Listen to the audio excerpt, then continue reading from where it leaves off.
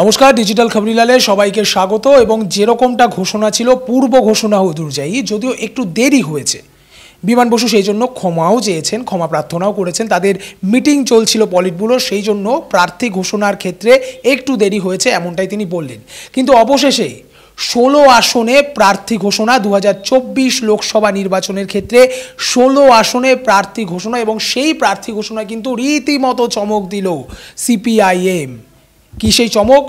16টি আসনের মধ্যে 14টি আসন, সেই 14টি আসনে কিন্তু একেবারে নতুন মুখ, এবং তার সঙ্গে ইয়ং ব্রিগেড ডিওয়াইএফআই এর বেশ কিছু চেনা জানা মুখ, যাদের মনে করা হচ্ছিল যে এবার তারা হয়তো ভোট ময়দানে একেবারে যোদ্ধার ভূমিকায় অবতীর্ণ হবেন।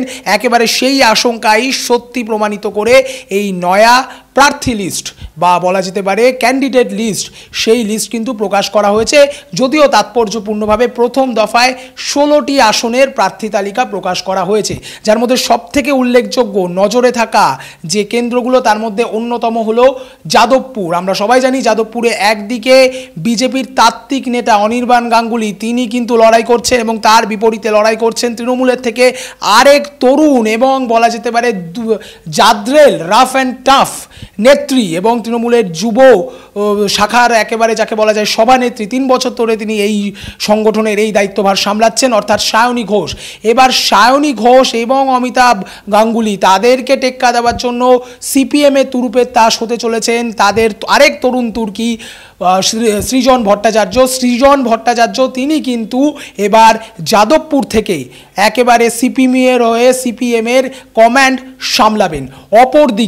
অপরদিকে কলকাতা দক্ষিণে হাসিম আব্দুল হালিমের আত্মীয়া এবং তার পুত্রবধূ বলা যেতে পারে, এবং সম্পর্কে তিনি নাসিরউদ্দিন শাহেরও আত্মীয়া, অর্থাৎ সায়রা হালিম, তাকে কিন্তু প্রার্থী করা হচ্ছে। প্রসঙ্গত উল্লেখ্য, এই সায়রা হালিম কিন্তু বালিগঞ্জের বিধানসভার উপনির্বাচনে প্রার্থী হয়েছিলেন, এবং তিনি যথেষ্ট কড়া টক্কর দিয়েছিলেন তার নিকটতম প্রতিদ্বন্দ্বী অর্থাৎ তৃণমূলের বাবুল সুপ্রিয়। যদিও বাবুল সুপ্রিয় জিতেছিলেন, কিন্তু কড়া টক্কর দিয়ে সে সময় প্রচারের আলো নিজের দিকে কিন্তু অনেকটাই ঘোরাতে পেরেছিলেন।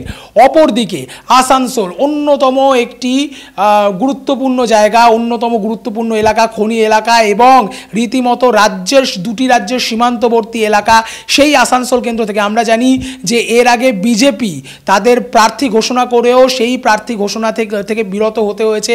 প্রার্থী তার নিজেই টুইট করে তার নাম সরিয়ে নিয়েছেন, অর্থাৎ পবন সিং, এবং সেখানে তৃণমূলের প্রথম ঘোষিত প্রার্থী, একেবারে লোকসভা নির্বাচনে প্রথম তৃণমূলের ঘোষিত প্রার্থী অর্থাৎ শত্রুঘ্ন সিনহা সেখান থেকে প্রতিদ্বন্দ্বিতা করছেন।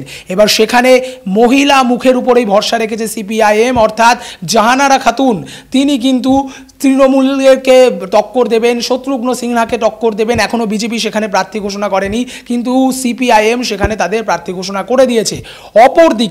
অপরদিকে দমদম অন্যতম হেভিওয়েট জায়গা, যদিও সেখানে কিন্তু বিভিন্ন সময় বিভিন্ন রাজনৈতিক দল, হেভিওয়েট রাজনৈতিক ব্যক্তিত্ব এই লোকসভা কেন্দ্র থেকে প্রতিদ্বন্দ্বিতা করেছেন, জয়লাভ করেছেন, কিন্তু এবার সেখানে সিপিআইএমের অন্যতম হেভিওয়েট রাজনৈতিক ব্যক্তিত্ব বলা যেতে পারে, বিভিন্ন সময়ে বিভিন্ন মিটিং মিছিলে তাকে সামনের সারিতে দেখা যায়, সেই সুজন চক্রবর্তী, তিনি কিন্তু এবার তৃণমূলের সৌগত রায়ের বিরুদ্ধে প্রতিদ্বন্দ্বিতা করতে দমদমের মাটিতে, দমদমের রণক্ষেত্রে তিনি অবতীর্ণ হচ্ছেন সিপিআইএমের হয়ে তিনি ব্যাটন সামলাবেন। যদিও সেখানে কিন্তু এখনও অবধি বিজেপি তাদের প্রার্থী ঘোষণা করেনি। অপরদিকে তমলুক অন্যতম আলোচিত কেন্দ্র, কারণ আমরা সবাই জানি যে প্রাক্তন বিচারপতি অভিজিৎ গাঙ্গুলি বিজেপির তরফ থেকে সেখানে প্রার্থী হওয়ার তার প্রবল সম্ভাবনা, প্রবল জল্পনা। অপরদিকে তৃণমূলের আরেক তরুণ তুর্কি দেবাংশু ভট্টাচার্য, তিনি সেখানে প্রার্থী হয়ে গিয়েছেন, তা ঘোষিত প্রার্থী, এবং তিনি সেখানে ইতিমধ্যেই তার প্রচার অভিযানও শুরু করে দিয়েছেন। এবার সেখানেই সিপিআইএম তাদের আরেক তরুণ ব্রিগেডের উপরেই ভরসা রেখেছে, তরুণ তুর্কি, তাদের অন্যতম তরুণ নেতৃত্বের অন্যতম সায়ন ব্যানার্জি, তাকে কিন্তু এবার তমলুকে তাদের বাজি হিসাবে ধরেছে সিপিআইএম। ফলে এখন দেখা যাক যে জনগণের রায় কার দিকে যায়, অর্থাৎ একদিকে প্রাক্তন বিচারপতি, যিনি তার বিভিন্ন রায়ে বিভিন্ন ক্ষেত্রে সবসময় আলোচনার শিরোনামে, সংবাদ মাধ্যমের সংবাদ শিরোনামে বিভিন্ন সময় এসেছেন, দুর্নীতির ক্ষেত্রে, দুর্নীতির বিরুদ্ধে তাকে পোস্টার বয় হিসাবে দেখেছেন সমাজের এক শ্রেণীর মানুষ। এবার জনগণের রায় কার দিকে যায়, তিনি না এই দুই দলের দুই তরুণ তুর্কি, সে শেষ হাসি হাসবেন কে, সেই দিকে তো নজর থাকবেই। অপরদিকে অন্যতম যে একটি লক্ষণীয় বিষয়, 16টি আসনে প্রার্থীর ঘোষণা করা হলো। এই আসনের মধ্যে নাম ছিল না একদিকে যেমন বহরমপুরের, অপরদিকে তাৎপর্যপূর্ণভাবে ডায়মন্ড হারবারেরও কিন্তু নাম নেই। এই প্রসঙ্গে যখন চেয়ারম্যান, সিপিআইএমের চেয়ারম্যান, বঙ্গের সিপিআইএমের চেয়ারম্যান বিমান বসুকে প্রশ্ন করা হয়, তখন তিনি বলেছেন যে আমাদের হাতে এখনও সময় রয়েছে, আমরা আরও কিছুদিন সময় নিতে চাই।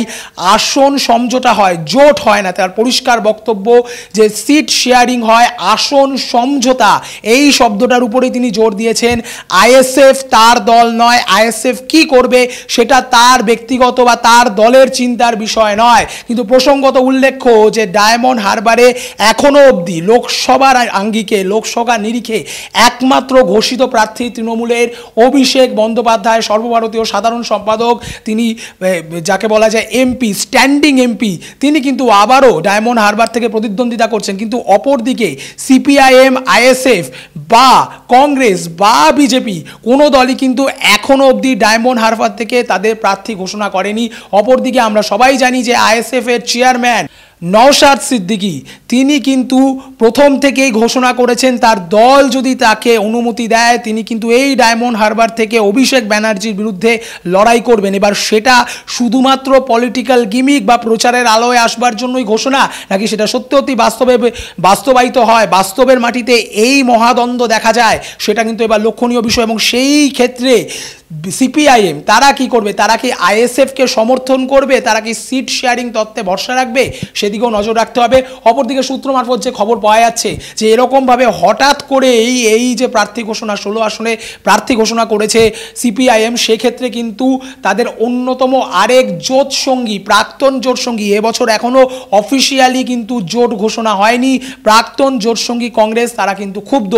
যদিও তারা বলছে যে এখনও সময় আছে, কিন্তু এইভাবে হঠাৎ করেই একতরফাভাবে 16টি আসনে প্রার্থী ঘোষণা করে দেওয়া, সেটা কিন্তু তারা ভালো চোখে নিচ্ছে না। অপরদিকে যেটা লক্ষণীয় বিষয়, যে সিপিএম ব্রিগেডকে বয়স্কদের ব্রিগেড বলে একসময় তুচ্ছ তাচ্ছিল্য করেছেন বিরোধী বিভিন্ন নেতা নেতৃত্বরা, সেই যে সিপিআইএম তাদের প্রার্থী ঘোষণার সময় তাদের সিনিয়র লিডাররা সেখানে ছিলেন, বিমান বসুর মতো অশীতিপর নেতৃত্ব, তার মুখ থেকে ঘোষণা করা হয়েছে। কিন্তু যে 16 আসন, তার মধ্যে 14 জনই নবীন এবং নতুন এবং তরুণ বলা যেতে পারে তাদের অধিকাংশই। ফলে সেদিক থেকে কিন্তু সিপিআইএম এর বঙ্গের ক্ষেত্রে প্রথম যে প্রার্থী তালিকা 42 আসনের মধ্যে 16টি আসন, সেই 16টি আসনের প্রার্থী তালিকাতে কিন্তু চমক রইল। এবার এই চমক ভোট বাক্সে তাদের ভাগ্যকে কতটা চমকাতে পারে, কতটা সোনা ফলাতে পারে, সেদিকে নজর রয়েছে আমাদের। আর আপনাদের নজর থাকুক ডিজিটাল খবরিলালের পর্দায়, কারণ ডিজিটাল খবরিলাল মানেই খবর আপনাদের, নজর আমাদের। ডিজিটাল খবরিলাল, খবর আপনাদের, নজর আমাদের।